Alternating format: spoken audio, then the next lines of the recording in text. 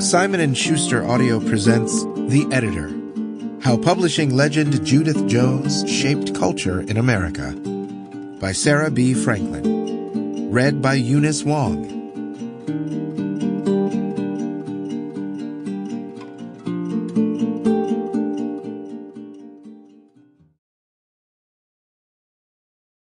To my children, C and E, for helping me unlearn so much and teaching me anew, for grounding me in daily practices of care, and for tethering me to this world.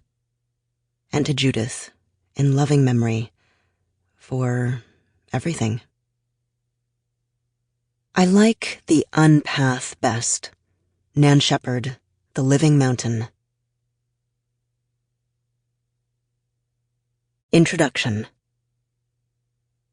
On the morning of August 22nd, 1961, an assistant editor at the illustrious New York publishing house, Alfred A. Knopf, went to work.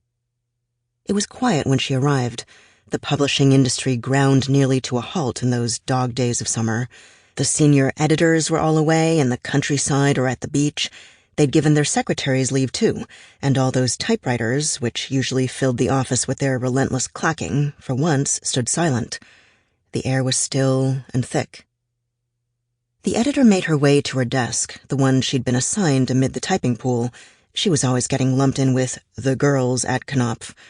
Piles of marked-up manuscript pages and neat stacks of interoffice memos stood like sentinels on either side of her typewriter.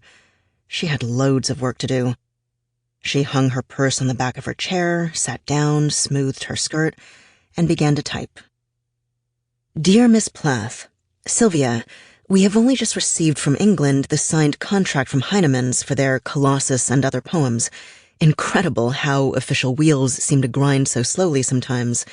So I am hastening to write you now to let you know that we are scheduling the book for spring April 62 and are ready to put it into production. I am delighted to see that we are finally underway. In March of that year, the editor had turned 37. It wasn't a notable birthday per se, but it was shaping up to be a very big year, one that would herald her arrival as a literary tastemaker and foretell a legendary career. The editor had fought to acquire the American rights to Sylvia Plath's debut poetry collection, The Colossus. Plath was then 27 and balancing a baby on her hip. Few poets ever grow famous, but the editor sensed in Plath a level of ambition and discipline and an original. Sample complete. Ready to continue?